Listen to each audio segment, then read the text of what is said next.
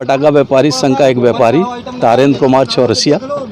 इस बार पटाखे का व्यापार ठीक है। कल का धनतेरस का सब लोगों का व्यापार अच्छा रहा, तो ठीक है। वर्तमान में कहा जाए तो ठीक है व्यापार।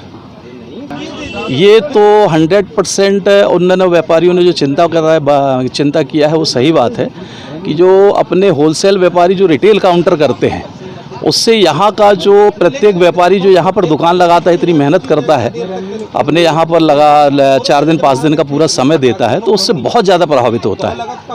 तो या तो वो होलसेल का काम करें या वो रिटेल का काम करें। वो दोनों काम करते हैं। वहाँ होलसेल के नाम पे उन्होंने रजिस्ट्रेशन कराया हुआ है और वहाँ वो लोग रिटेल काउंटर लगाते हैं। तो प्रशासन को इस पर सख्ती से ध्यान देना चाहिए। वर्तमान में मुझे नहीं लगता कि नगर पालिका ने अभी कोई सहयोग किया है। मुझे एक फायर ब्रिगेड दिख रहा है।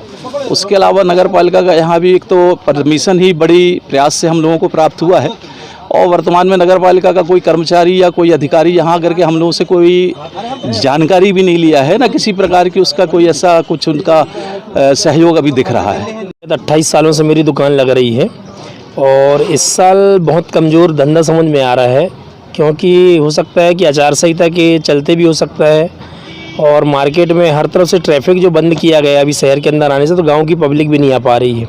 इस कारण भी धंधे में अंतर है। बहुत कुछ पड़ता है। यहाँ पे 2-3 होलसेल व्यापारी हैं जो बैठते हैं साथ में आके, लेकिन कमी पूरी करते हैं वो लोग, लेकिन फ़र्क तो पड़ता है उनसे, क्योंकि उनका रेट और फुट का रेट में बहुत अंतर होता है। नगर पालिका की व्यवस्था इस साल कम है, क्योंकि पिछले साल 2-3 बल्ब लगाए गए थे यहाँ पे हेलोजन के। इस साल एक ही लगाया गया है। रेत ला के डाला जाता है, वो ला के नहीं डाला गया नगर पालिका के द्वारा। यही दिख रहा है कि यहाँ पर फुटकर व्यापारी बैठे और होलसेलर भी साथ में बैठे हैं। तो फुटकर व्यापारी जो हैं उनका धंधा तो हो नहीं पा रहा है। बाकी होलसेलर वाले जो हैं वो अपने होलसेलर रेट में बेच रहे हैं। माल भी हमको अपने वही रेट में देते हैं और यहाँ पर फुटकर भी वही रेट में बेच रहे हैं। इससे बहुत हो रहा है। शिकायत तो हुई है कई बार, लेके बाकी शासन ध्यान नहीं देता, और होलसेलर वाले भी यहाँ बैठ के अपना धंधा कर रहे हैं। नगर पालिका द्वारा काफ़ी व्यवस्था की गई है। फायर ब्रिगेड की व्यवस्था है, यहाँ पर पानी पीने की व्यवस्था है। बस रेत बस नहीं है। तो अभी CMO साहब आए थे तो उनसे रेत के लिए बोला गया है, तो बुला के बोले हैं कि हम प्रसाद तिवारी हैं। और ये मार्केट जो है लगभग 55 सन 1955 से लग रहा।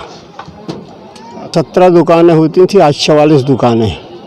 होलसेल मार्केट का बहुत ज़्यादा फ़र्क पड़ता है, क्योंकि हम लोग फुटकर व्यापारी हैं, थोक व्यापारियों से माल लेते हैं और यहाँ बैठ के बेचते हैं। जो निर्धारित जगह है नगर पालिका द्वारा निर्धारित की जाती है, और जिन लोग वहाँ अपने गोदामों से फुटकर माल बेचते हैं, तो हम लोगों को जो बेनिफिट मिलना चाहिए वो नहीं मिल पाता। आज हम मान लो इनसे 50,000 का माल लेते हैं, तो लगभग 25,000 का माल हमारा बच जाता है। तो हमारी मेहनत भी नहीं निकल पाती और उनकी पूंजी भी नहीं खड़ी हो पाती। पहले के मार्केट में और आज के मार्केट में ज़मीन आसमान का अंतर है। पहले का मार्केट अगर 50,000 में पूरा मार्केट उठता था, तो आज का मार्केट जो है लगभग मतलब महंगाई के हिसाब से जो माल हम 50,000 का लेते थे वो माल आज 1.5 लाख का पड़ रहा है। नगर पालिका द्वारा हमको पानी की व्यवस्था की गई है, फायर ब्रिगेड की व्यवस्था की गई है, और ये ज़मीन में लेआउट वगैरह उन्होंने दिया कलेक्टर मैडम के कहने के ऊपर।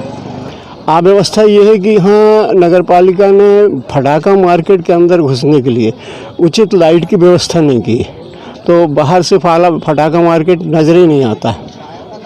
और जो जैसे साइकिल माने बस गाड़ियों का स्टैंड है, वो हम लोग परेशान होते हैं। उसके लिए हमको खुद अपने चंदा करके लड़के लगवाना पड़ता है, ताकि गाड़ियाँ बाहर रहें मार्केट के, क्योंकि ये भी ख़तरनाक चीज़ है। धोखे से अगर मान लो कोई दुर्घटना होती है, तो सबसे ज़्यादा फटाखे से ज़्यादा नुकसान गाड़ियों से होगा, और हम परेशान हैं इसके लिए। हम अपने लड़के लगाते हैं चंदा करके सब कोई, तो इस वक्त लड़के भी नहीं मिल रहे हैं हमको। हमसे 940 रुपये लिया जाता है पर दुकान में, और जिस हिसाब से वो पैसा लेते हैं उस हिसाब से व्यवस्था नहीं।